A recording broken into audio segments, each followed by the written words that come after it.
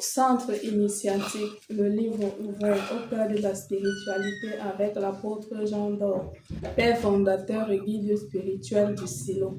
Bon après-midi, Père. Oui, bonsoir à tout le monde.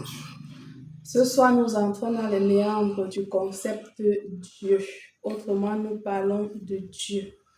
Dieu est un être invisible et très puissant que beaucoup de gens croient être le créateur du monde et de tout ce qui existe. Il est souvent venu comme quelqu'un qui veille sur les humains, qui les aime et qui peut les aider ou les guider. Au fil des siècles, trop de guerres ont été faites au nom de Dieu. Trop de discussions et même de débats tournent autour du concept Dieu. Alors, qui est-il réellement? Oui, de par les définitions que tu donnes, 3 définitions, on peut se retrouver dans l'une de ces définitions, sauf que au-delà même de ces 3 définitions, nous savons qu'au Cameroun, il y a plus d'une définition de lui. Niambé, Zamba, Simama, ainsi de suite. Donc, chaque communauté l'a perçu, l'a reçu, et parfois même, c'est nous-mêmes qui confectionnons par admiration une définition de Dieu. Par exemple, chez les boulots, on a plutôt un qualificatif, une admiration. Sur le plan spirituel, Dieu est considéré comme la source de toute vie, la conscience universelle ou l'énergie cosmique qui relie tout ce qui existe. Vous affirmez constamment voir Dieu et causer avec lui. Peut-on réellement le voir dans sa vraie nature sans craindre d'être détruit? Ou alors il est prévu que chacun pourra le voir selon sa sensibilité ou l'éducation qu'il a reçue? Selon sa sensibilité, non pas tellement. Mais en tout cas, puisque si l'on va définir Dieu, ou recevoir la définition de Dieu, être de plus en plus en contact avec lui. Même au niveau de la Bible, on reconnaît que Yahweh, c'est un nom qu'on ne prononce pas en vain. Si bien que chez les Hébreux, on n'avait même peur de prononcer ce nom. Parce qu'on s'est rendu compte que si on prononce le nom Yahweh en vain, et au départ même, Yahweh, il n'y avait même pas de voile. C'est par la suite que on a mis des voiles. Et nous disons donc progressivement, il y a eu un rapprochement, mais je peux reconnaître, comme je le vois tout le temps, au moins une fois par jour, bon, ça choquerait certaines personnes, je ne ferai que mon devoir et rien que de mon devoir. Mais, Yokam, pour commencer à le voir, il a fallu une condition essentielle. Par contre, il a respecté ce qu'on dit chez les Hébreux. Par exemple, si tu le vois, tu risques d'être brûlé. Et par conséquent, qu'est-ce qu'il fait? En avril 1964, suivez-moi très bien, il m'a plongé dans un coma qui a duré je ne sais combien de jours. Et il a profité de ce coma pour m'amener chez lui. Et je me suis rendu compte que c'est beau, c'est très beau.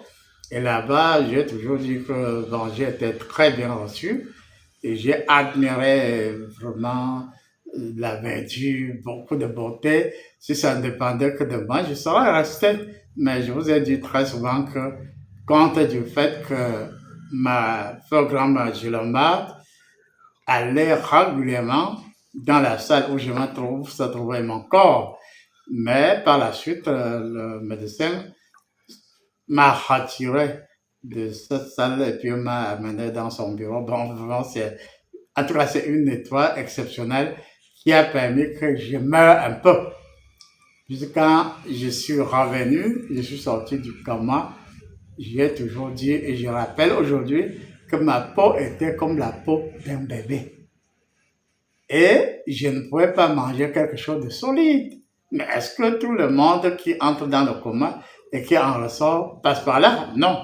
C'est-à-dire que c'était la vraie renaissance, parce qu'on bavarde là. C'était ma vraie renaissance. Je dis bien que ma peau était comme la peau d'un bébé.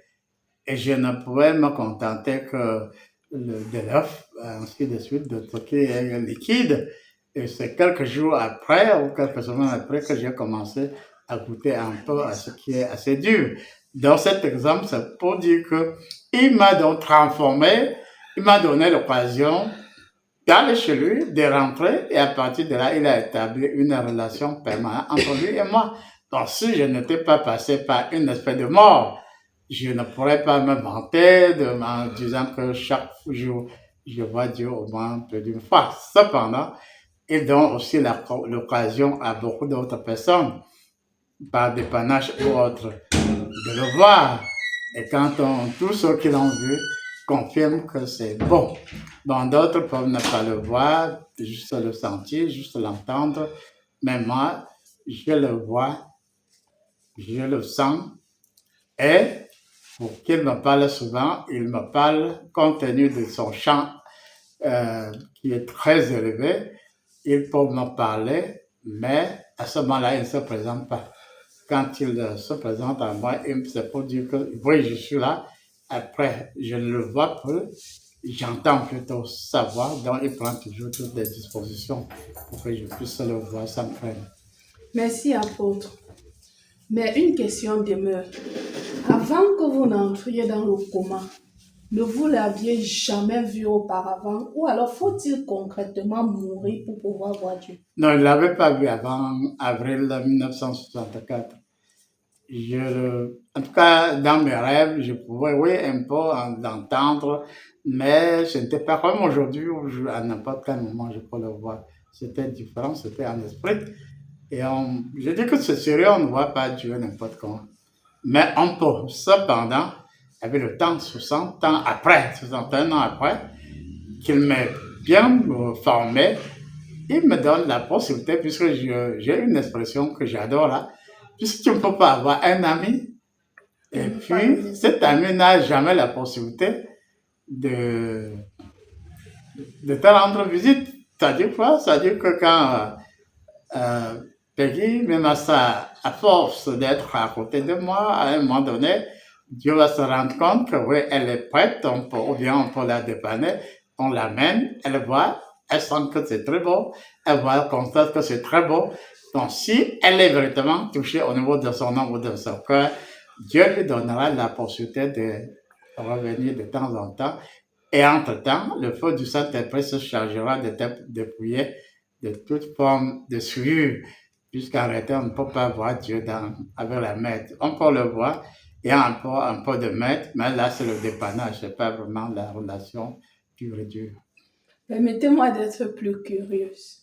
Il y en a qui ont encore en leur possession des faits, des entités et autres, mais qui clament chaque jour qu'ils sont allés chez Dieu. D'autres disent même, on les a remis des paniers de fruits, ils sont revenus avec un lit, ils sont revenus avec ceci. Ils sont revenus avec quoi? Ils sont revenus avec plein de choses qui, selon oui. Dans le voiture, là, il y a aussi des démangeaisons, hein. Il y a aussi le dépannage. Je confirme qu'il y a le dépannage. Mais le dépannage, c'est juste une envie, c'est-à-dire de créer en toi l'envie de te purifier et de le voir véritablement. Ce que je dis toujours, non. Mais il y en a qui peuvent forcer avoir une illusion, je dis bien une illusion de dépannage, après s'en vendre. Non, ça ne doit pas se faire. Je le vois depuis 1964, donc depuis au moins 60 ans. Mais est-ce que je me suis un jour vanté en disant que je suis l'intime de Dieu dans certaines circonstances? Je suis Dieu. Même, je vous dis très souvent que lorsque nous siégeons, il y a, quand il prépare mon être, à un moment donné, je me sens Jésus-Christ, je me sens le Saint-Esprit, je me sens Dieu. Oui, quelqu'un peut le dire. Donc, si c'est vrai, bon, mais si la personne s'en vante, non, non et non. Il y a des choses qu'on ne rentre pas de chez Dieu avec. Il est esprit et c'est en esprit qu'on l'aborde. On peut dîner avec lui, mais on ne rentre avec rien, même pas un grain d'argile. Dieu est désigné comme un être supérieur doté de beaucoup de pouvoirs surnaturels.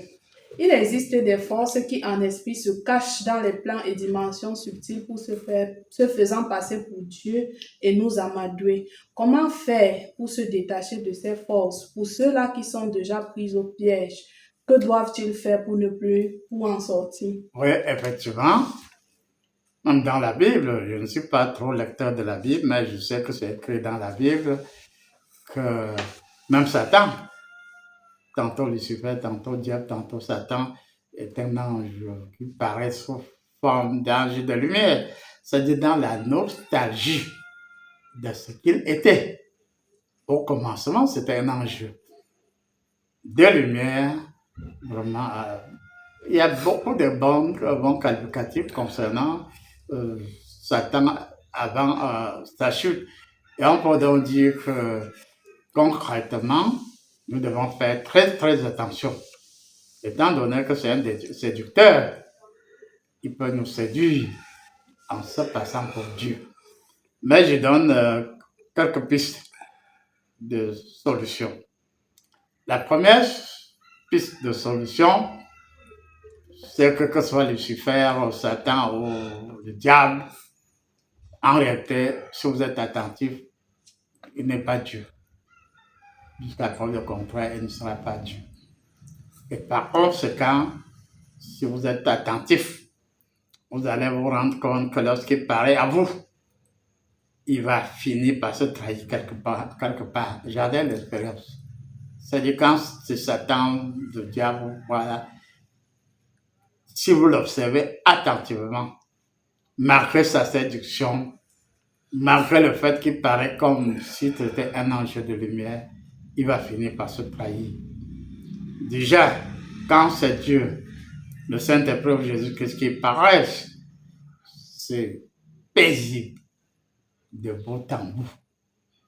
Alors qu'avec Satan, comme il est désordonné, dans tous les cas, il va manifester un aspect de lui, c'est ce que moi j'ai constaté, c'est-à-dire le désordre, la fausse lumière, alors que la lumière divine est nette, paisible, et ça ne crée aucune fausse émotion en vous, ça ne crée aucune folie en vous, ça ne crée jamais l'orgueil.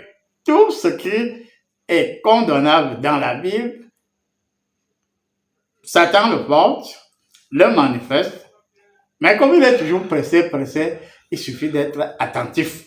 Ne serait qu'en une seconde, vous saurez qu'ici c'est Satan, ceci ce n'est pas Dieu. Parce qu'il veut toujours vous amener à devenir ses disciples, vous amener à tomber dans son piège, il vous avale, il vous recrache, il vous rend pompeusement orgueilleux, et par conséquent, le jeu devient trop dominant chez vous. Et si cela vous arrive, pardon, prenez du recul et repartez en vous confessant. Et vous allez, si Dieu le veut, vous dépanne, il vous permet de le voir et vous dit que non, l'être que vous venez de voir, c'est pas moi.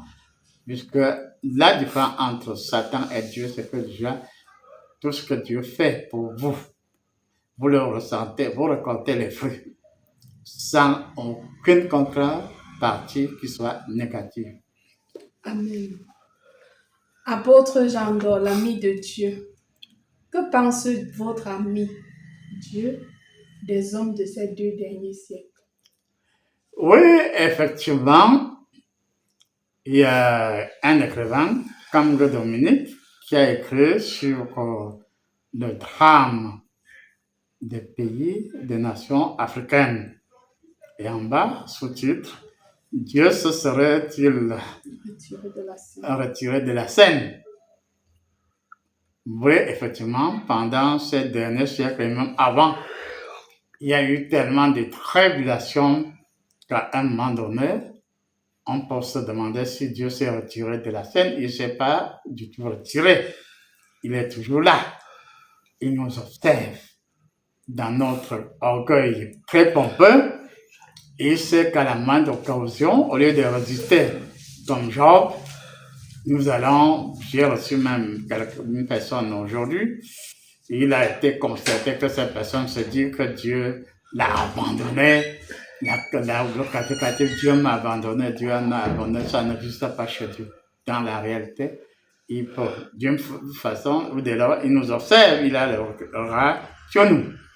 Et quand il sent que nous avons cours, en tout cas, que nous sommes, il y a plusieurs possibilités. Quand nous sommes utiles à Dieu, il peut nous laisser un peu souffrir, ça m'arrive très régulièrement.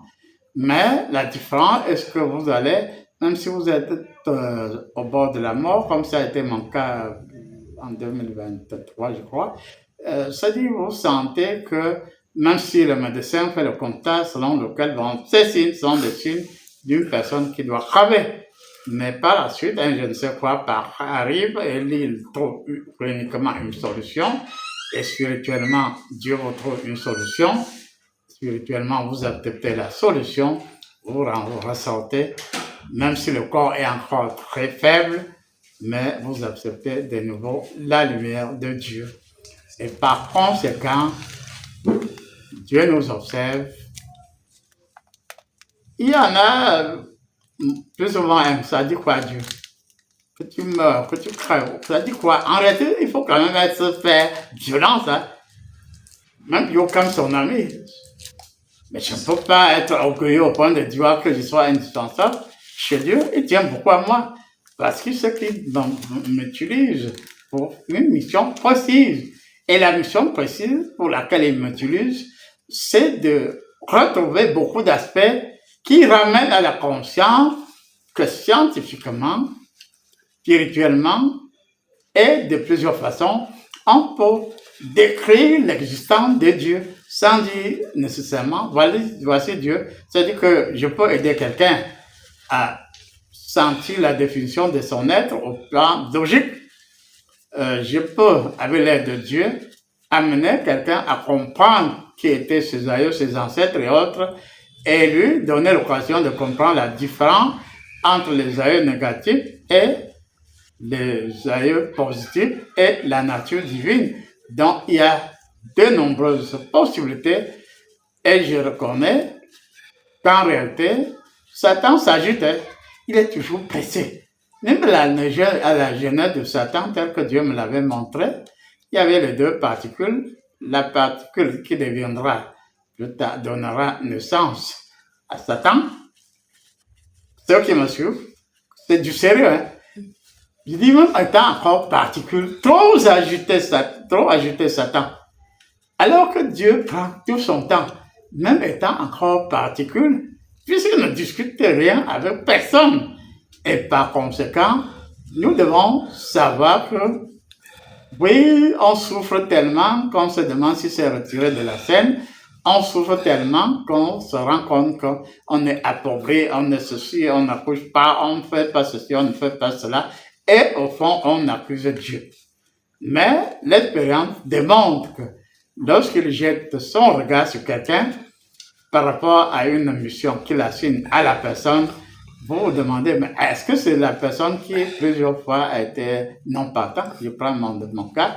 Apparemment, en 1964, beaucoup de fois dans ma vie, au moins 30 fois, j'étais non partant, mais Dieu m'a étudié et s'est rendu compte que non, il y avait de lui en moi et je ne pourrai jamais, quel que soit le cas, renier cette partie de lui en moi. Quand bien même vous moquerez de moi, ah, s'il était véritablement de Dieu, il serait ceci, il sera cela. Donc Dieu est là. Même aujourd'hui, on a bien préparé cette émission ensemble. Tout concourt au bien-être de ceux qui aiment Dieu. Mais j'aime souvent compléter cette phrase en disant tout concourt au bien-être de ceux qui aiment Dieu, mais surtout ceux que Dieu aime. Vous avez dit que Dieu ne s'est pas retiré de la scène. Non, il ne s'est pas retiré de la scène. Apôtre, vous avez aussi dit qu'il prend tout son temps. Oui. Il étudie. Pardonnez la question, votre ami ne serait-il pas capricieux? Non, il n'est pas du tout capricieux. Cependant, je sais qu'il prend tout son temps. Il épouse toutes les formes possibles d'exister ou potentielles. Et c'est pour voir si nous ne cédons pas au caprice de la nature, à la comédie de Satan. Et quand il peut, bon, oui, je me rappelle, là j'étais encore tout petit, je ne voyais pas encore en direct, puisqu'il m'a préparé pendant longtemps, même après, 1964, que ce tu sais, ce que s'il a fait, il m'a éprouvé. Je ne sais plus en quelle année. Il m'a fait monter aller à une montagne. Et quand j'étais à la montagne, j'ai vu un être apparemment très malheureux, habillé en haillons. Mais j'ai regardé attentivement cet être bizarre, sale, très crasseux. Et je ne l'ai pas insulté, je ne l'ai pas rejeté. Je me suis dit, que faire pour cet homme si crasseux, l'air affamé, et puis j'ai continué ma route. Et quelques 100 mètres plus tard, Dieu m'apparaît. Cette fois-là, il ne se montrait pas encore n'importe comment, pas au quotidien tout de même. Il m'a parlé. Oui, petit Yokam, sache que le vieux, le malheureux, le piteux, habillé en haillons, c'est bel et bien moi. Et j'ai voulu voir constater l'état de ton cœur. Va, je te bénis. C'est une histoire authentique me concernant. Amen. Apôtre, le mal outrepasse de plus en plus son champ d'action. On a de plus en plus l'impression que les méchants sont impunis. On se console en disant le karma finira bien par les rattraper. Mais le karma semble ignorer certains. Que dit Dieu à propos de cette situation qui devient de plus en plus invivable? Que devons-nous faire pour mériter sa protection indéfectible? Oui, effectivement, il y a beaucoup de situations. Et même si on revient à la notion de karma, bon, c'est une épreuve. Si on échoue, on renaît jusqu'au jour où on pourra redevenir quelque chose. On peut être animal, tout ça. Bon, la théorie du karma, c'est juste pour nous attirer notre attention sur le fait que si nous nous comportons mal, voilà le danger qui nous attend. Et par conséquent, quelles que soient les tribulations, nous devons continuer à rechercher la bonne attraction, le bon vécu avec Dieu. Et je me rappelle aussi qu'à certains moments donnés, oui, nous vivons tellement de tribulations que nous disons, ce Dieu-là, est-ce que ça vaut même la peine de parler de lui? Mais cependant, pour vivre sereinement, et quelle que soit la forme que prendra Satan ou les mauvais aïeux, ou Dieu lui-même, soyons sereins. Car à travers toutes ces formes, toutes ces représentations, si c'est Dieu, il y aura un je ne sais quoi qui va créer en nous une très puissante attraction et par conséquent, nous comprendrons que ce soit le karma ou tout autre aspect, ce n'est qu'une illusion. Jusqu'en réalité, il y en a qui peuvent avoir 1000 représentations dans le cadre du karma, mais le cœur, ni l'âme, ni le cœur, ni l'âme ne chantent pas. Et par conséquent, nous devons nous dire, selon moi, le conseil que je donne, n'attendez pas le fameux karma, même si c'est un avertissement. Mais si on s'accommode aux effets du karma, on risque d'aller à un niveau, c'est-à-dire on devient animal, on revient sous une forme animale, on prend tellement plaisir sous cette forme qu'on oublie, puisqu'en réalité, le moment où tu es serpent, je ne sais quoi, tu épouses. C'est ce que les auteurs doivent, ceux qui nous suivent doivent savoir. Dans le karma, le danger aussi, c'est que tu peux t'oublier dans l'une des formes du karma. Et si tu t'oublies, tu deviens chèvre, tu resteras à ce moment-là éternellement chèvre. Et comme malheureusement, la chèvre n'est pas éternelle, tu vas être entre parenthèses dans une mauvaise définition de chien, de chèvre, ou même d'un arbre. Mais est-ce que ce serait ta nature? Donc, il y a plusieurs représentations, mais on doit être stable, on doit avoir le moral fixe dans le ressenti de Dieu. Et je précise qu'il y a plusieurs représentations, mais lorsque nous avons été vaccinés par Dieu, il se rappellera toujours de nous. Et à un moment donné, un temps, émotion, nous nous rappellerons que malgré notre pauvreté, malgré notre état qui nous rend très malheureux, nous avons Dieu en nous. Et on sort de là et on n'oublie plus jamais. Il existe une catégorie de personnes qui, malgré leur souillure et caprice, Dieu est toujours intéressé par eux. Ne dit-on pas que nul n'est indispensable et que même si les humains ne veulent pas louer Dieu, il suscitera des pierres pour le faire? Existe-t-il des gens dont Dieu gère les caprices et qu'importe le mal qu'ils font, ils seront toujours autorisés à entrer chez lui sans crainte?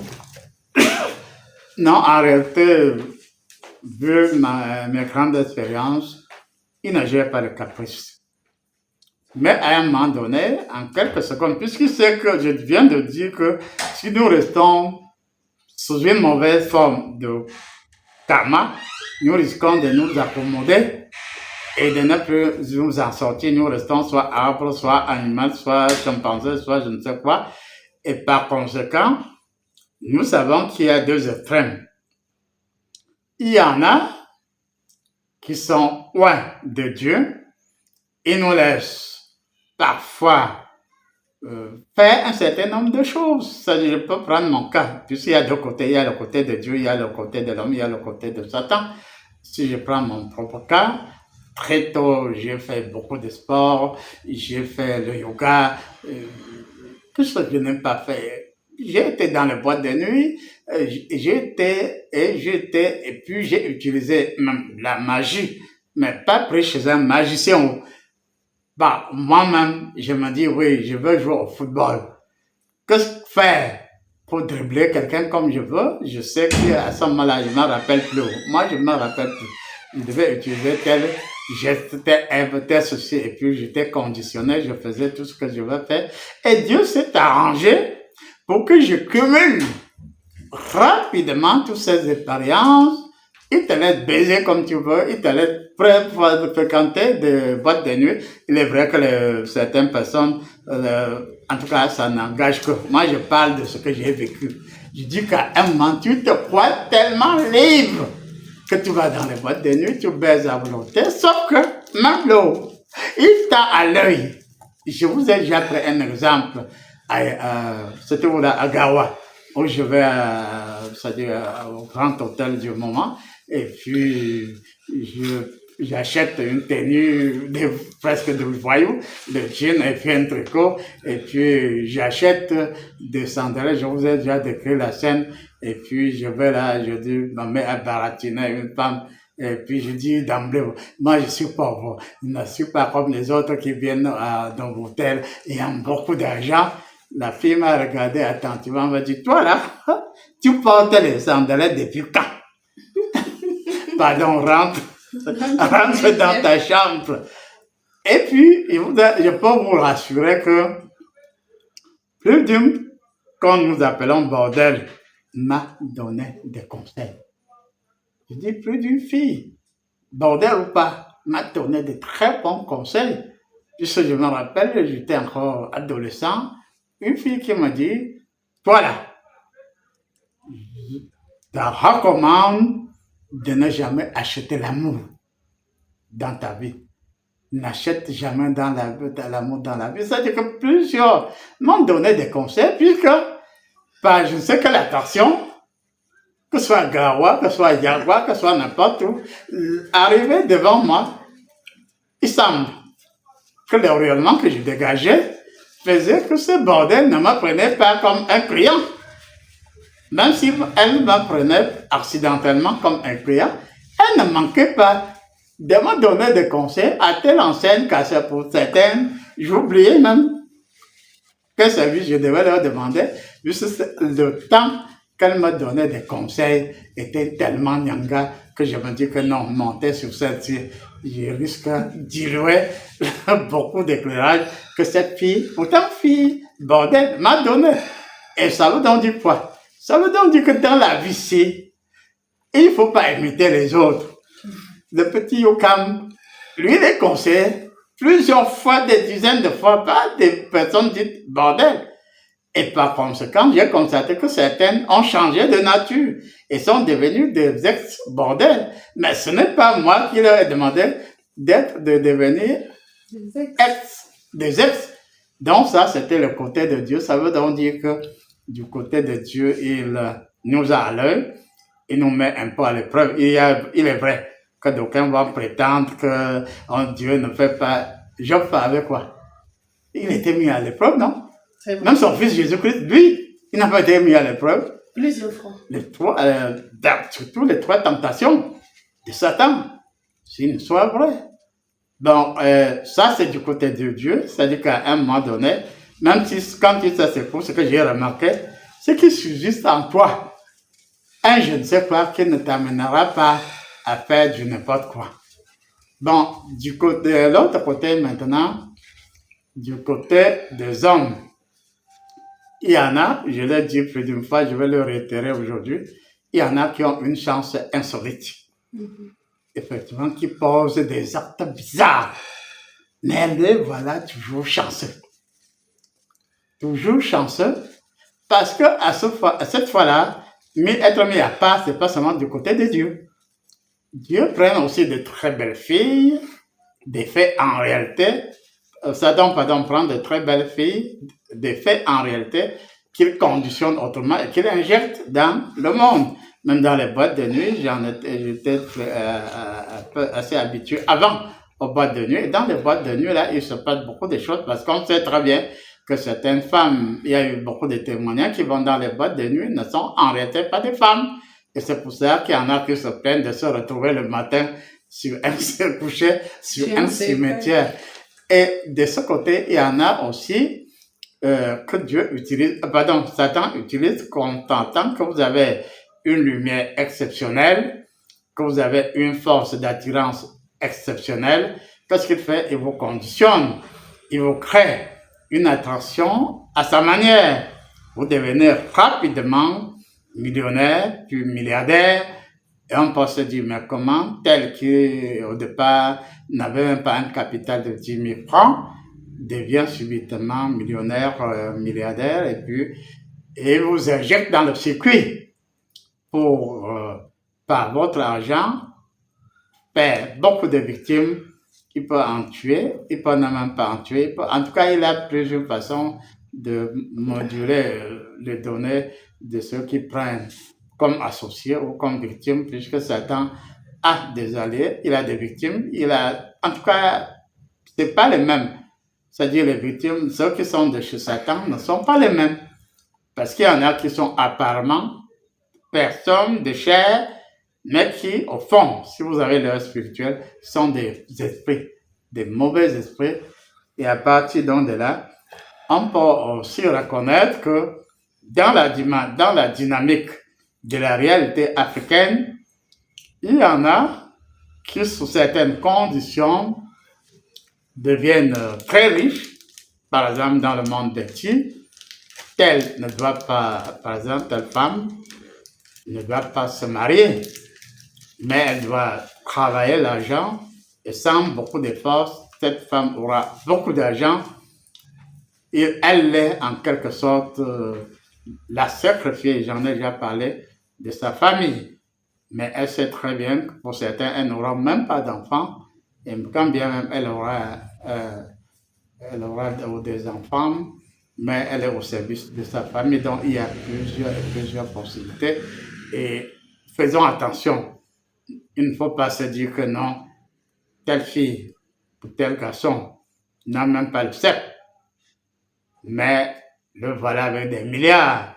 Donc on va dire, oui, il a trempé Asia. Il a trempé, oui. Peut-être qu'il a trempé. Mais est-ce que ce sont tous ceux qui ont trempé, qui réussissent matériellement? Ce sont les échantillons, que ce soit du côté de Dieu ou du côté de Satan, qui percent, ont des richesses insolites, mais dont le sacrifice ne sont pas encore dévoilés. Et le moment venu, vous vous rendez compte que vous devez faire ceci, vous devez faire cela.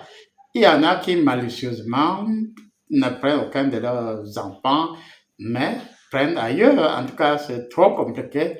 Il ne faut pas... tout ce qui brille n'est pas or.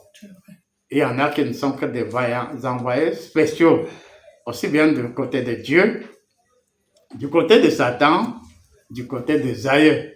Allusion, et ce n'est pas seulement chez les petits, à certaines femmes qui sont sacrifiées, qui ne se marient pas, mais qui ont une richesse insolite.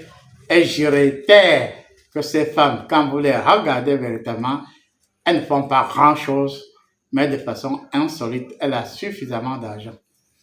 Oui, apôtre, je vais revenir insister un peu sur vous au vu de votre témoignage.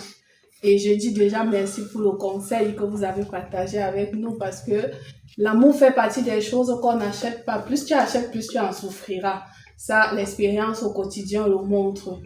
Et apôtre, quelqu'un, serviteur de Dieu, femme ou homme, qui n'a pas vécu les expériences que vous avez vécues, boîte de nuit, femmes, boissons et autres, s'il marche et sainement et il arrive à votre niveau, n'y a-t-il pas risque qu'il chute plutôt dans ses bêtises? Oui, effectivement, si nous regardons l'histoire de la Bible, de Genèse à Apocalypse, il y a des gens qui étaient véritablement mis à part, qui ont suivi des tribulations, mais qui à la fin réussissaient toujours.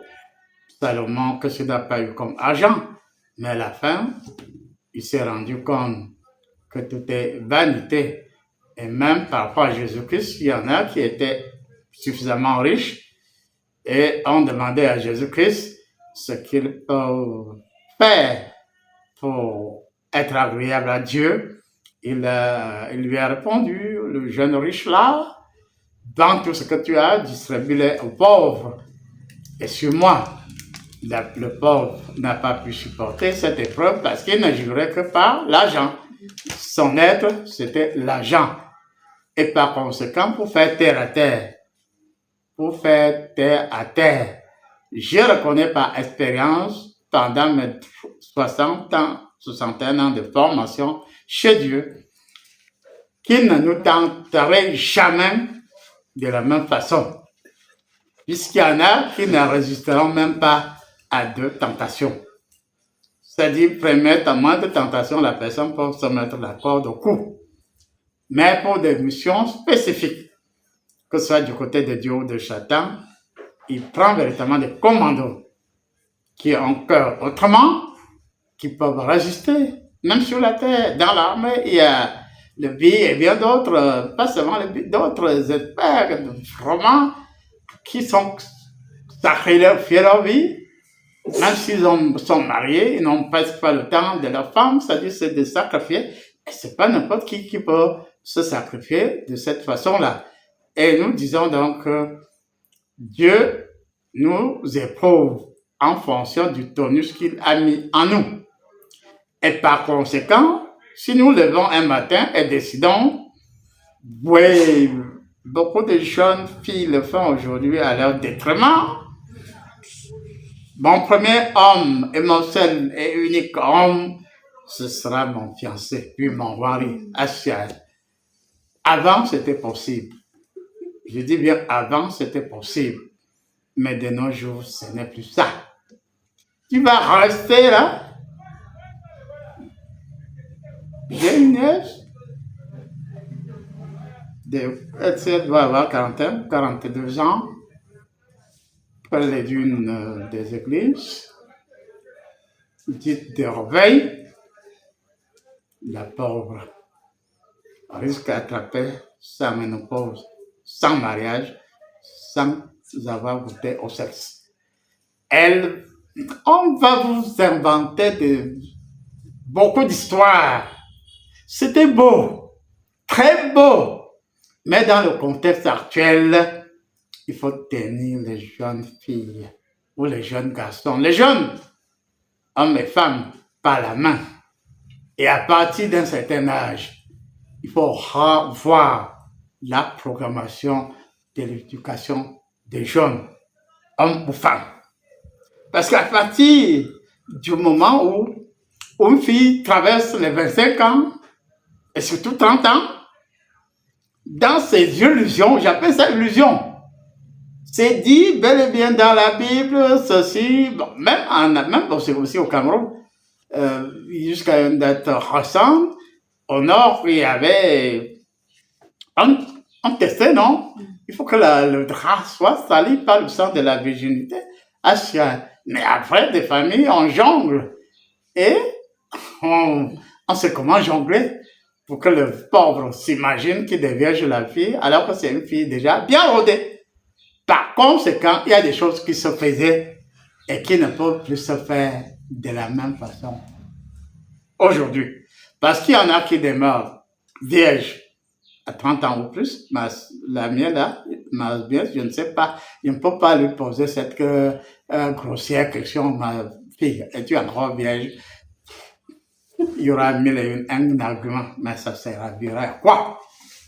Donc, ça veut dire, comme l'a rappelé un homme de Dieu au Cameroun, vous voyez, nous avons l'œil levé vers le ciel ou les cieux, mais n'oublions pas que nous sommes encore sur la terre. Mon Seigneur dans le monde.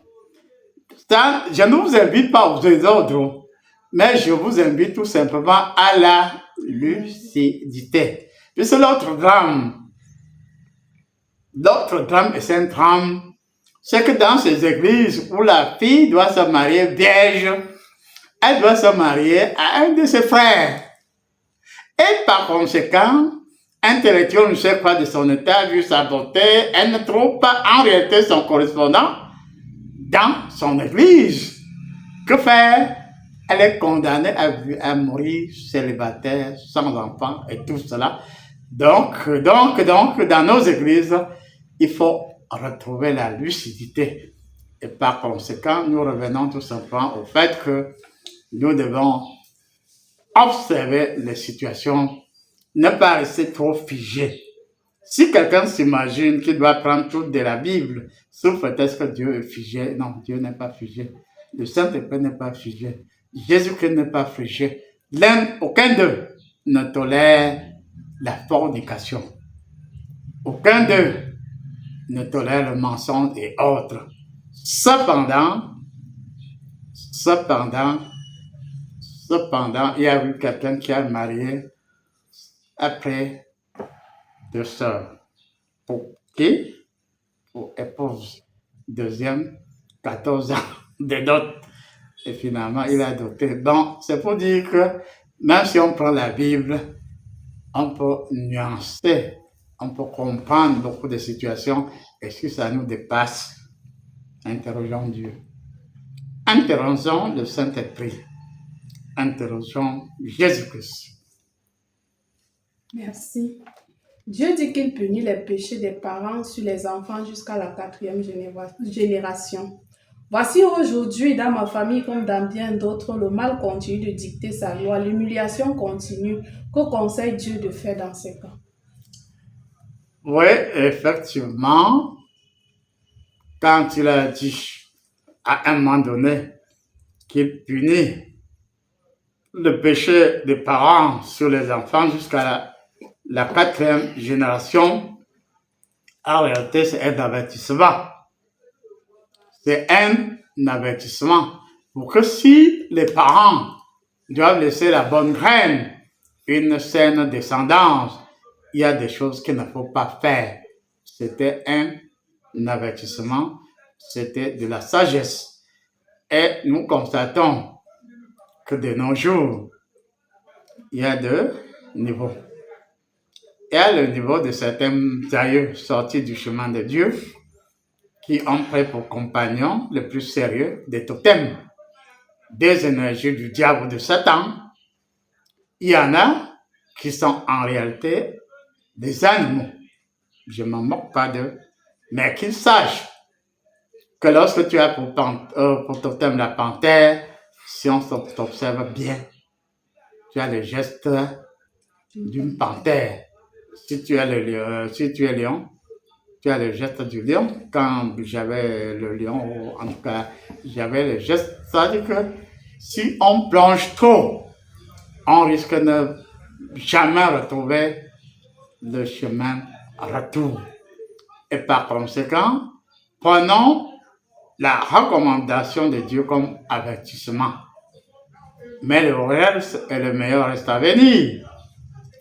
Et ça veut donc dire quoi? Que si tu as échoué à la première génération, il faut te remettre avec la lumière de Dieu pour que ça n'arrive pas. Traverse pas la deuxième génération. Et à partir de là, la deuxième génération pour observer la première génération et se rendre compte que c'est vraiment malheureux. Parce qu'il y a des familles où il n'y a pas de mariage, pas de richesse, pas de diplôme, rien du tout. Ce sont des bimanes, vraiment des bimanes, des êtres choses. Et ce n'est pas normal.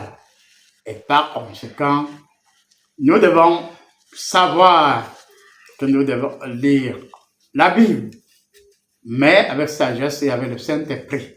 Si nous sommes figés et nous en tenons tout simplement au fait que c'est jusqu'à la 4e génération, peut dire, pourquoi devrez-vous attendre première, deuxième, troisième, quatrième? Vos yeux servent à quoi? Votre esprit sert à quoi? Votre âme sert à quoi? Donc en réalité, vous êtes des animaux. C'est pas qu'on se moque de vous. Première génération, deuxième, jusqu'à la 4e. Ça veut dire beaucoup d'années, non? Beaucoup. Et pendant ces beaucoup d'années, on regarde dans cette famille, jamais de mariage depuis 3 générations. Il faut vous secouer. Demander pardon, même déjà par rapport à vous-même, même par rapport à vos ancêtres, même par rapport à vos parents, et avoir le chemin retour. Puisque même si nous avons péché et repêché, Dieu, Jésus-Christ, le Saint-Esprit, peut nous repêcher. Je me souviens du cas des 2 bandits à la croix. C'est celui qui a supplié Jésus-Christ de l'amener là où il devait aller, même s'il a envoyé au paradis pendant que lui faisait ses 3 jours d'expérience dans le monde de mort, mais il est parti donc sans transition, sans autre jugement. Ça veut donc dire que Jésus, que Dieu, là, lui a accordé le pardon, ici et maintenant. Or, nous devons réapprendre à lire nos Bibles. Le bandit, c'est qu'il a commis beaucoup de fois.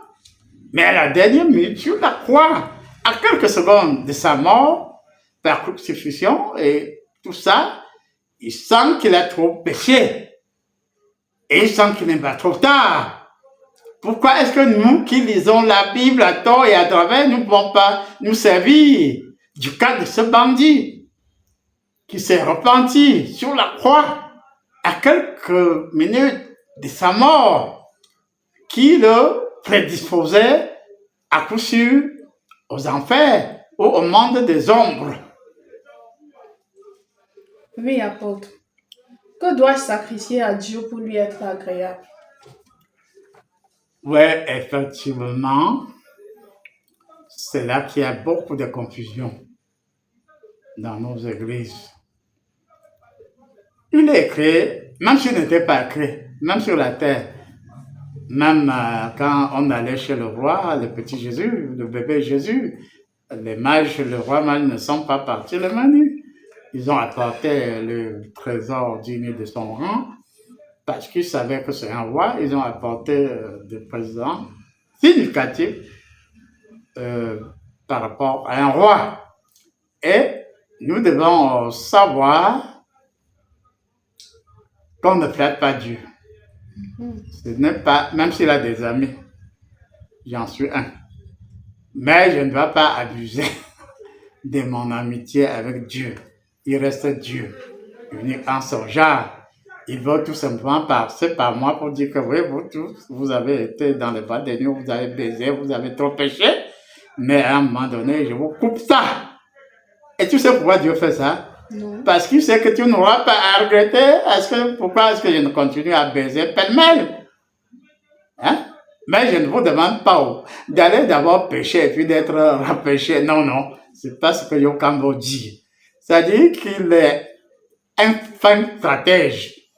Vraiment, je vous rappelle que même mon père, quand j'ai eu à me marier, il a dit à ma fiancée, ton petit bleu, surveille-le de très près.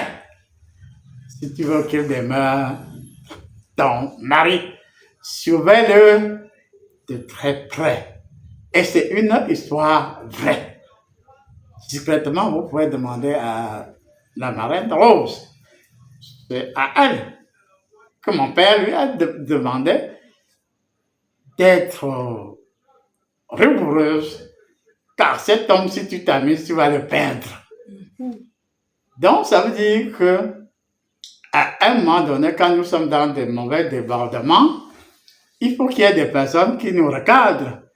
Mais est-ce que c'est tout le temps qu'on aura la possibilité d'avoir des gens qui vont nous recadrer? Non. Non, pas du tout. Et nous disons donc que dans l'absolu, nous devons savoir que Dieu est là, miséricordieux. Il attend le jour où nous faisons volte-face par rapport au mal. Aucun regret. S'il y a un regret, ça ne vaut pas la peine. Que ce soit mon serpent ou ma fait le serpent, pas, je n'ai aucun regret. Je n'ai aucun regret. Et nous savons que dans nos églises et dans nos familles et dans la vie sociale en général, il y a beaucoup qui font de fausses promesses à Dieu. Je veux faire tel ou tel sacrifice à Dieu. Non, c'est lui Dieu qui sait ce qu'il te demandera. C'est vrai, aussi vrai qu'un plus un grand N. Il dit que c'est Dieu. Par exemple, le jeune homme riche, non? Jésus s'est appuyé sur sa richesse, tout simplement. Donc tout est sur moi. Il aurait pu, si Jésus l'avait voulu, tout vendre et le suivre. Et il ne devait être le premier. Et on peut donc dire que, oui, il y en a qui, prenons le cas simple, au stylo, quelqu'un se dit que oui, je dois remettre une enveloppe ancienne de gens qu'affectionnait Dr. Thalès Somba. Oui, je dois lui donner une enveloppe suffisamment ancienne. Si tu le donnes sans que cela touche ton cœur et le mien, ça ne vaut pas la peine. Ça ne vaut pas la peine. Pas du tout. Par conséquent, de plus en plus quand même, Dieu répond lui-même à cette question. Il vous touche, vous et les sympathisants, et vous dit aux uns aux autres, oui, prenez soin de votre guide. Pour certaines personnes, il qualifie ce qu'il faut faire. Et il y en a qui se sont rendus compte que lorsqu'ils obéissent à la volonté de Dieu, ils voient les résultats. Leur vie change. Et tu tends au moins vers cela. Merci. Amen. Si nos ancêtres ont signé des pactes et alliances avec les forces du mal, comment faire pour passer un vrai accord avec Dieu, malgré ce qui se vit comme mal dans nos familles? Oui, effectivement, quand Dieu se rend compte que nous ne sommes pas encore solides, nous ne sommes pas encore mieux, il nous prépare. Il nous prépare pour nous sortir de votre faiblesse et nous prépare pour avoir tout yeux, toute oreille branché sur lui. Et à partir de là, quand on est donc bien préparé, on va vers Dieu, on ne regrette rien. Et quand bien même on perdrait à un moment donné 2 de 3 V, on n'est pas triste. Et on se prépare à tous les coups. Et Dieu sait comment il prépare le sien, mais nous devons l'aider. Et c'est ça qui dépasse nous autres humanoïdes. Pendant que Dieu nous prépare à la renaissance ou à la nouvelle naissance, nous devons aussi contribuer à notre transformation, puisque dans nos villages, on dit très bien, quand on lave ton corps, il faut laver au moins la poitrine, même si tu es encore bébé. Donc, Dieu nous prépare, nous devons aussi nous préparer. Et par conséquent, on va rentrer dans l'ordre absolu de la réalité de toutes choses. Et je peux reconnaître qu'effectivement, lorsque vous cheminez avec Dieu, vous savez à tout moment ce qu'il faut faire et ce qu'il ne faut pas faire. Si je vous ai rappelé, certains d'entre nous ont vécu l'expérience. Son couple préférait une boisson. Il le prend, peut-être que Dieu lui demande de ne prendre qu'une. Il prend une, il va passer à la deuxième se renverse, se casse. Oui, donnez, je vais payer. À la deuxième ou à la troisième, le barman dit non. On retient que la bouteille coûte plus cher même que le contenu de la bouteille. Pardon, va avec ta malchance ailleurs. Ne reste pas, ne garde pas non, promesse. Donc, ça veut dire qu'il y a donc, dans la vie, plusieurs situations et nous devons être prêts pour être touchés par Dieu. Nous devons être prêts pour accepter la transformation et nous devons savoir aussi qu'il y a aussi quelque chose. Nous sommes encore dans l'œuf, mais nous bavardons plus qu'un poussin qui est déjà là. Par conséquent, ce que l'homme a comme l'un des grands péchés, selon moi, on va y arriver tout à l'heure, c'est la surestimation. Trop gueulard, trop orgueilleux, trop dans tous les aspects. Et c'est ça qui nous donne l'impression d'être quelque chose. Alors que moi, je sais que je ne sais rien et que tout ce que je sais est de Dieu. Si on s'humilie, Dieu va vous révéler. Pour certains cas, il se chargera lui-même de vous laver, de vous baptiser la conscience par l'absolu du Saint-Esprit. Quand celui c'est l'absolu, c'est pas ça, il ne baptise pas la conscience seulement par les choses ordinaires, mais au-delà de la vertu, il y a l'absolu. Et Dieu veut que nous entrions tous à cette disposition. Et le thème a été très intéressant, mais je sais aussi que dans tous les domaines, il faut des personnes qui nous tiennent par la main. Et quand nous sommes suffisamment outillés, étant encore dans l'œuvre, vous bavardez un peu trop, non, c'est pas bon. Il faut être humble, très humble. Et par conséquent, j'ai fait des expériences avec Dieu ces derniers temps. Quand il constate que tel accepte la maturité, il dépend de la personne, il invite au dîner céleste, la personne se sent intéressée et accepte d'être dépouillée de ces différentes merdes. Et à partir de là, la personne peut enfin regarder droit dans les yeux la merde et lui demander de foutre le camp. Elle n'a plus jamais osé revenir. Ça a déjà commencé. Amen. Prenons les cas pratiques, apôtres. Cas pratique d'une sorcière qui a versé du sang, abusé de son autorité et détruit des vies, partisé avec des forces obscures. Comment doit-elle faire pour regagner les faveurs de Dieu? Oui, il y a plusieurs situations, puisque aucun des cas cités n'est unique en son nom. La sorcière peut avoir, dans certains cas, la prédestination de la bonne vertu. La sorcière peut commencer, elle n'est pas encore sorcière, elle est épaulée par Dieu, par le souffle du Saint-Esprit, ainsi de suite. Mais à un moment donné, à cause des imitations, à cause du fait d'aller trouver, puisque je me souviens d'une histoire de mon village, quelqu'un a, disons, fini avec la paille au niveau de la toiture, on l'a beaucoup apprécié, il dit, allez, au retour, vous verrez que c'est beaucoup plus beau que ça. Il prend le feu pour bien niveler le niveau de la paille et toute la toiture, toute la paille a été consommée, toute la maison, puisque c'était des maisons en terre battue, tout a été consumé. Donc, ça veut dire qu'en réalité, nous devons aller mollo et savoir nous interroger. Puisque la plupart des très puissants sorciers, ça peut choquer certains, bon, c'est leur problème. Il dit les sorciers les plus puissants étaient pour une bonne âge prédisposés au bien, à la prospérité et à ce qui est bien fait. Des perfectionnistes dans un domaine. Mais Satan, comme il est très patient, sait comment les convoiter, sait comment les enchaîner, et ces personnes ne sont plus que l'ombre d'elles-mêmes.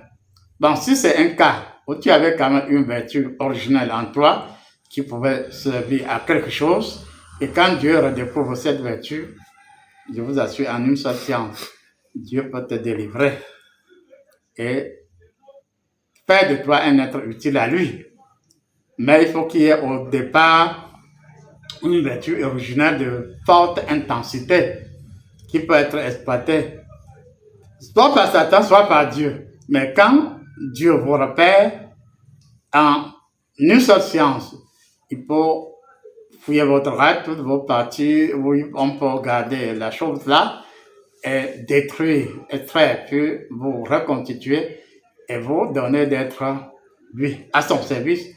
Et par conséquent, on peut se demander, mais qui, celui-là, qui était grand sorcier et qui s'est reconnu sorcier, il a fait telle chose sur la route Yaoundé, voilà, mais le grand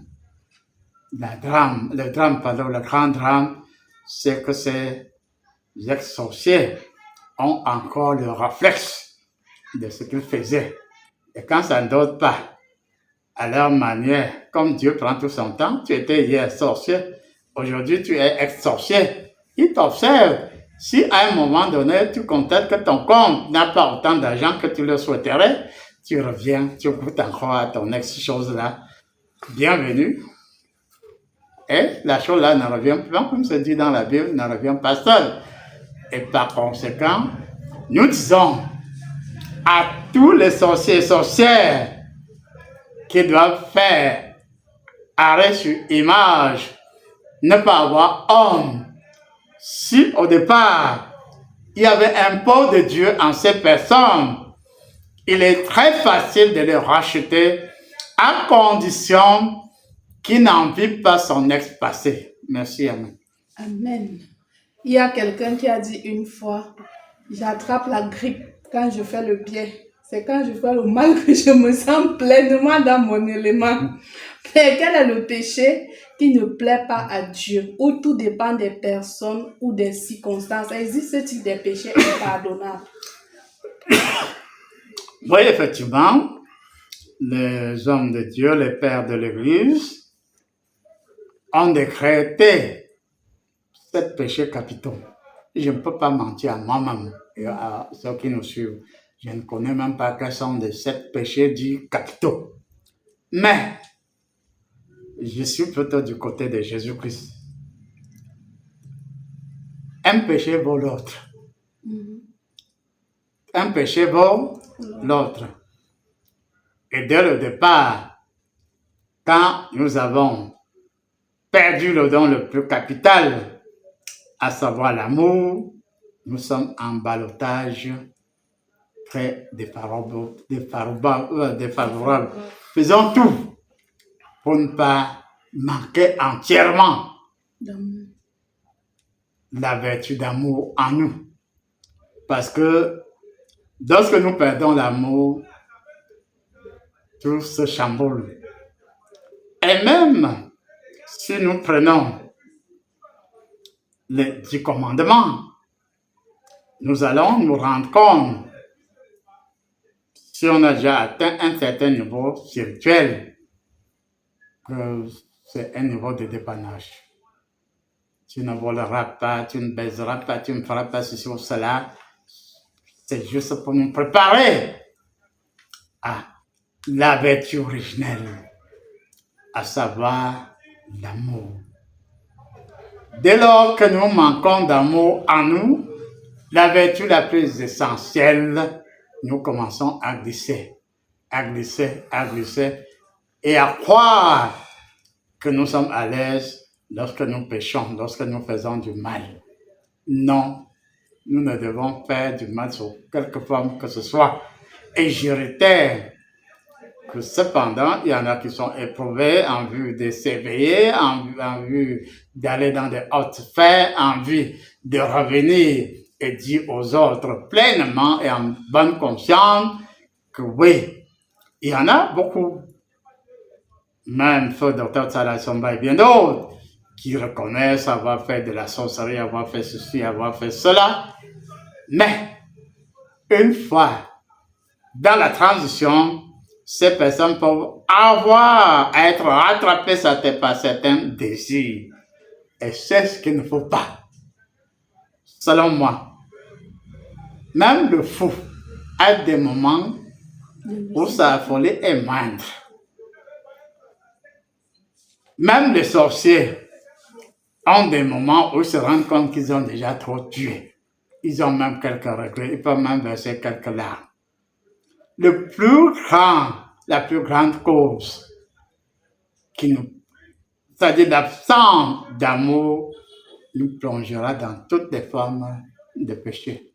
Puisque dans les chapelles, on va vous dire, oui, c'est la convoitise, oui, c'est le fait de tuer, oui, c'est le fait de ceci, là.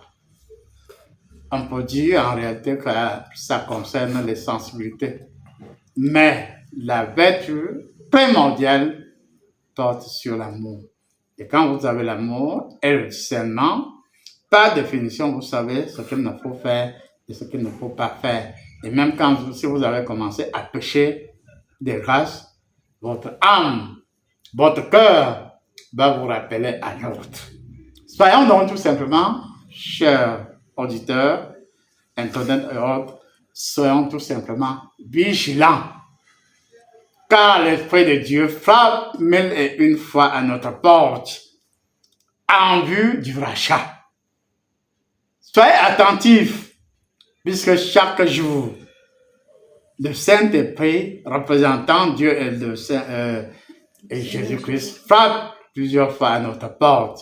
Soyez attentifs, ouvrons-nous, ils vont vous dire, vous êtes sur le point de pécher. Ne commencez plus, ne continuez pas. Comment se purifier pour être toujours agréable à Dieu? Oui, là aussi, c'est une très très belle question. La purification aussi est de plusieurs ordres. Il y en a qui, même au niveau de certaines chapelles, vous parleront de parfum, ceci, parfum, cela. Donc, ils vont vous faire beaucoup de propositions et vous rassurer que si vous avez le parfum Saint-Michel, l'archange Michel, l'un des meilleurs des archanges, ne va pas être limité à cette petite chose-là. Non. Il est vrai qu'au départ, il y a eu beaucoup de rituels, encens et autres dans la débrouillardise. Mais c'était en vue de nous préparer à devenir de vrais croyants, à devenir véritablement des serviteurs de Dieu.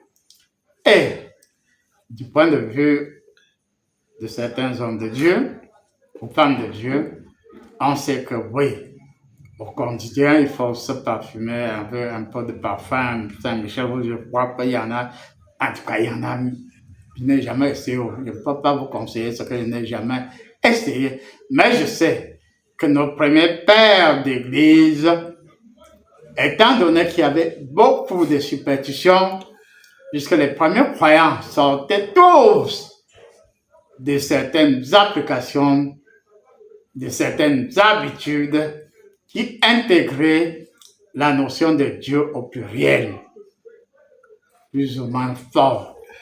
Et nous disons donc qu'il y a l'approche biblique, l'aspect du Père de l'Église, de la consolation, mais en attendant de développer la vertu essentielle d'amour et autres, amour et discernement. Et cette possibilité nous orienterait vers le bouclier le plus puissant qui soit, à savoir la présence absolue du Saint-Esprit, puisque le Saint-Esprit aussi peut se dupliquer en des milliards de possibilités. Il y a maintenant, sur le plan,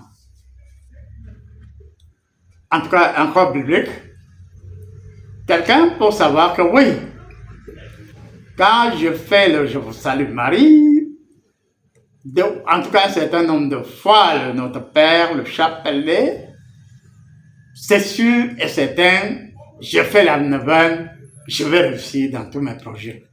Oui, la personne, il y en a chez qui ça réussit, mais ça ne réussira pas chez tout le monde.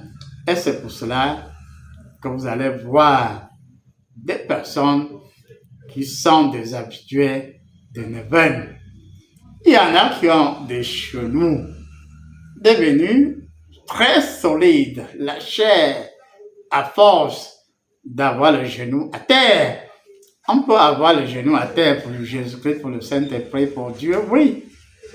Mais à un moment donné, quand vous avez en vous la vraie présence du Saint-Esprit, vous pouvez dire, pendant que je suis encore avec Jésus-Christ, je peux me passer de jeûne, je peux me passer de longues prières à la manière des pharisiens. Oui, là, c'est du côté de la Bible.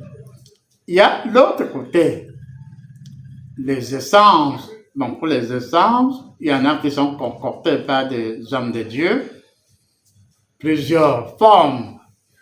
Il y en a qui ont des essences naturelles révélées à eux. Il y en a qui ont des essences prises chez ceux que nous condamnons tous les dimanches. Il y a maintenant la finale. Les essences naturelles que nous utilisons, oui, nous pouvons nous purifier l'aura.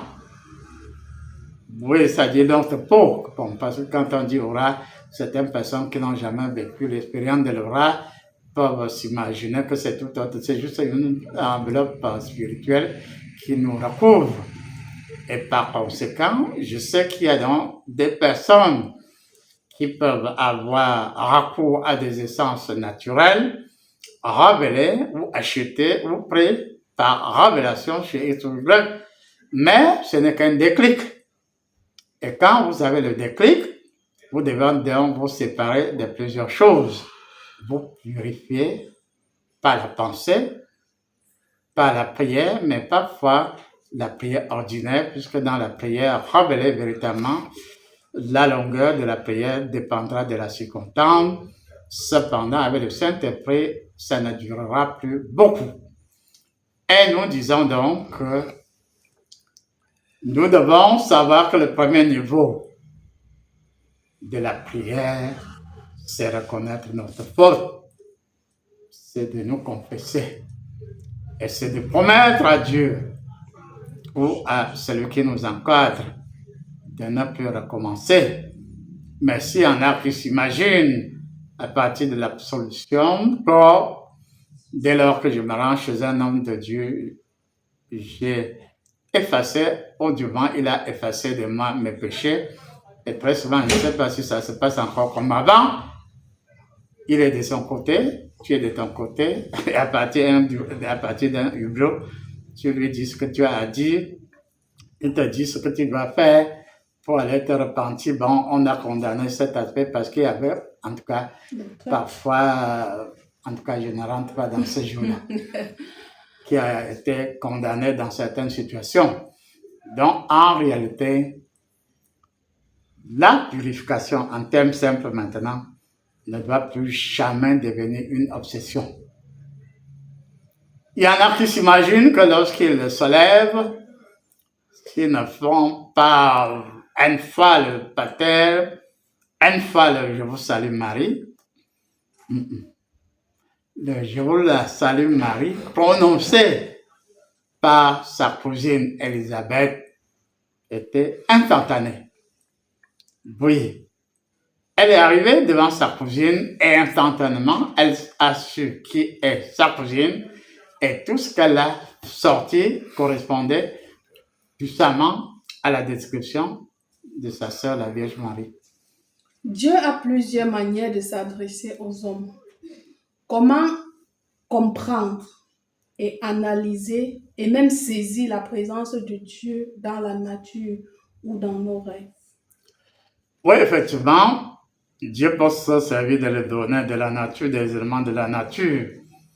pour s'adresser à nous, tout comme il peut, à travers les rêves de quelqu'un qui n'est même pas prophète, il n'a aucun mystère, mais Dieu peut passer par n'importe qui, même par quelqu'un qui n'a aucun don exprimé, et nous envoyer des messages. Et ça se faisait beaucoup du temps de nos aïeux. Dieu a 1001 façons de s'adresser à nous. Et il y a d'autres possibilités très simples. Je sais très bien que à la veille de 6 avril, quand il y a eu tentative de coup d'État, en 1984, j'ai fait mon enjoy, j'étais à Garoua, et le soir, je suis rentré tranquillement chez moi, et le matin, il m'était impossible de me lever du lit. J'ai forcé, je n'ai pas pu. Je me suis dit, à quoi bon forcer? À quoi bon forcer? Et tôt le matin, quelqu'un avec qui j'ai cheminé tous les jours, on faisait notre enjoy, même comme s'il était musulman, mais on faisait tranquillement notre enjoy, à tous les sens. Il vient donc très tôt. Le 6 avril, vous me demandez si je suis au courant des nouvelles, qu'est-ce que j'en pense. Je dis, bon, mon frère, je n'arrive pas à me lever. Et je vous dis la vérité, je me suis réveillé pendant que je me suis descendu de mon lit qu'après que les loyalistes aient pris la situation en main. Et si par hasard, je m'étais levé du lit ce 6 avril, interpellé par cet ami avec qui on faisait l'enjoy même la veille, si j'avais encore ma gueule, j'en avais perdu. C'est pas aujourd'hui où le vieux est trop sage, trop calme, non. Quand il fallait avoir la gueule, j'en avais. Et je suis sûr que si je sortais et je faisais ma gueule, je n'allais pas rentrer. Donc, c'était pour signifier que selon les personnes, selon les âmes, il y a plusieurs significations, plusieurs possibilités d'être averti. Bon, il y a des cas simples où quelqu'un te dit, bon, dès que je cogne tel orteil, ou bien dès que telle partie du corps le tape, comme on dit, le magnétisme, je me tiens, même si j'avais quel rendez-vous, je m'abstiens. Donc, il y a 1001 possibilités d'être averti. Il y en a qui sont avertis en direct, ça peut être Jésus-Christ, ça peut être la lumière, ça peut être le Saint-Esprit, ça peut être Jésus-Christ. Plusieurs formes chez certains, c'est leur ancêtre.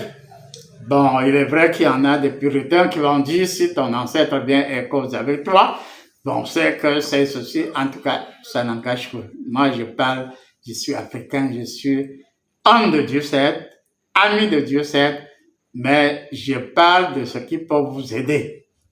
Il y a des moments où ce n'est que votre aïeul ou votre ancêtre qui peut vous être utile. Est-ce que tous les aïeux sont mauvais? Non. Oui, apôtre, si vous le permettez, dans ce sens, quand vous parliez, je me suis souvenu d'un témoignage. Quand je faisais la classe de seconde, étant en classe, mon professeur d'allemand me dit, sors, mets-toi dehors. Quand je me mets dehors, j'arrive à la véranda. Une de mes camarades de classe dit, accompagne-moi aux toilettes. Elle me dit directement vers les toilettes. Et quand je reviens quelques minutes après, mon professeur d'allemand me dit, depuis quand toi tu fais le désordre, entre en classe. Quand j'entre, mes camarades me disent, il y a une femme qui s'est placée là devant la porte et elle a dit qu'elle était ta mère et qu'elle venait te chercher. Le professeur a demandé qu'elle aille plutôt à la surveillance, prendre le nom. Je dis quelle mère. Si on demande même à ma mère que je fais quelle classe et dans quel établissement, elle ne saura pas. Donc c'est ce témoignage-là pour rassurer nos auditeurs que Dieu peut utiliser n'importe qui pour nous sortir d'une situation compliquée et même parfois bouleversante. Parce que je me rappelle quand maman était venue vers vous pour vous poser cette question, vous lui avez dit, si elle avait mis l'œil sur cette femme qui la cherchait, elle mourrait sur le champ parce que cette femme était mandatée pour la tuer et en pleine est en plein établissement, vous allez l'attraper ou après l'avoir tué, elle devait se volatiliser. Donc ce jour, Dieu m'a sorti de cette situation en utilisant mon professeur d'allemand. Maintenant, chaque dimanche, beaucoup se rendent à l'église pour des cultes. Mais ces mêmes personnes ne respectent aucun principe de Dieu, ne font rien de ce que Dieu leur demande de faire. Quel est donc l'objectif de ce culte rendu chaque dimanche à Dieu? Oui, il y a le mimétisme, c'est-à-dire il y en a qui vont par imitation. Et il y en a qui vont par imitation. Il y en a qui y vont avec le cœur véritablement ouvert. Il y en a qui vont et savent que la chapelle est un marché où ils peuvent localiser leurs proies et les détruire ou les posséder en toute impunité. Parce que ces personnes observent bien le pasteur ou le prêtre ou toute autre personne et par conséquent, beaucoup d'églises sont des réservoirs pour Satan. Mais, pour répondre fraîchement et franchement à cette question, ma suggestion, et j'ai toujours demandé à Dieu, c'est que tout homme, toute femme qui dirigerait une chapelle ait au moins deux des 9 dons du Saint-Esprit. Étant donné qu'il y a interprétation entre les 9 dons du Saint-Esprit, l'un des dons mettra la personne en confiance et lui ouvrira les yeux ou les oreilles pour que la personne voie dans quel milieu elle se trouve. Mais Jésus-Christ a laissé son Église. Personne ne dira le contraire. Et les catholiques reconnaissent que c'est leur Église. Personne ne veut la leur arracher. Mais revenons donc, que soit protestant, catholique ou autre, à l'Église de Jésus-Christ. Il a dit à Simon-Pierre, tu es Pierre et sur toi je bâtirai mon Église. On ne peut comprendre et vivre puissamment cet appel que le jour où le prêtre, le pasteur sont là, ils ne voient rien, ils n'entendent rien. Et certains démons incarnés en certaines personnes se moquent d'eux et se moquent de leurs ouailles. N'est-ce pas que tu étais à l'église? N'est-ce pas que tu étais au culte? Si tu savais que j'ai chié sur la tête de ton soi-disant serviteur de Dieu, ce qui ne passe pas mon langage. Donc, par conséquent, il serait souhaitable que dans un très proche avenir, on revienne véritablement à l'église de Jésus-Christ. Église de Jésus-Christ sans présence du Saint-Esprit, sans présence de Jésus-Christ, sans présence des 9 dons du Saint-Esprit, cette chapelle est peut-être en voie de devenir chapelle de Jésus-Christ, du Saint-Esprit ou de Dieu. Il y en a qui se sont, au cours du temps, dit que oui, même si les autres, les protestants ont protesté, ils ont parti, ils ont accepté le développement des 9 dons du Saint-Esprit, même si parmi eux, il y en a qui rejettent les 9 dons du Saint-Esprit, ils font quoi donc à l'église? À la chapelle. Et par conséquent, c'est une situation sérieuse. Et nous devons savoir, que ce soit chez les protestants, les born again, les églises catholiques sous toutes leurs formes, vraiment, tant que nous ne voyons pas, tant que nous n'avons pas la possibilité d'action, nous sommes des tombeaux blanchis. Et il n'est pas tard qu'au niveau de nos chapelles, nous sortions des apôtres prêts. Il n'est pas tard qu'à l'église catholique romaine ou toute autre église catholique, qu'on puisse revenir vers le Saint-Esprit et s'approprier au moins des 9 dons du Saint-Esprit. Si tel est le cas, on pourra voir ce que font certains serviteurs et constituer une équipe de sages En tout cas, il y a dans toutes les églises les sages et autres gardiens de l'église, entre parenthèses, puisqu'ils ne voient rien, ils n'entendent rien, mais au moins qu'ils puissent se retirer, se concerter et donner le résumé de leur ressenti ou de leur vision au Père. En tout cas, l'homme de Dieu, ça peut être un pasteur, un prêtre ou autre, et à partir de là, on pourra se concerter et demander véritablement au Saint-Esprit de nous accorder certains de ces dons. Je suis sûr et certain qu'être homme de Dieu ne veut pas seulement dire aller à l'école biblique. Oui, notre frère, pasteur Léon, quand il a été à l'école biblique, il a appris, il a eu son diplôme, mais ce n'est qu'un aspect qui tend vers l'introduction de son mystère, de son devoir. Et par conséquent, ayant appris la méthode, il faut maintenant apprendre l'énergie de fond pour pouvoir agir véritablement. N'ayons plus honte. Satan se moque de tout cela qui prétendent servir Dieu, mais incapable de voir ou de sentir ce que lui, Satan et les siens font. Est-ce que c'est normal? Ce n'est pas du tout normal. Il est vrai qu'il y en a qui, pentecôtistes, s'imaginent que prêcher, c'est... Non, c'est pas faire du bruit. Faire du bruit, il y en a, la musique à haute voix, tout ça. Non, ressaisissez vous aussi, vous les pentecôtistes. Et si vous êtes pentecôtiste sans don du Saint-Esprit, en quoi vous êtes pentecôtiste? Mais il y en a des sans pentecôtistes. Et j'ai de me poser la question un peu d'un pentecôtiste. Tu as combien de dons? Honnêtement, il m'a dit aucun. Est-ce que c'est normal? Nous avons fait pendant plus de 2000 ans ce qu'il ne fallait pas. Revenons au point de départ, à Jésus-Christ sur la croix, et puis Jésus-Christ ressuscité qui vient et qui laisse ce qu'il faut faire avec le Saint-Esprit. Auquel cas, Satan va se tenir à l'écart, il se moque véritablement de nous. Aveugle et tout. Non, c'est pas bon. Merci beaucoup, apôtre, pour l'édification. Vous nous avez permis aujourd'hui de mieux comprendre Dieu, car il y a beaucoup qui disaient encore, et j'en fais partie de ceux qui avant disaient que Dieu m'a abandonné. Mais aujourd'hui, je me repens en écoutant vos enseignements. Dieu n'a abandonné personne, il est toujours là. Merci pour tout. Amen.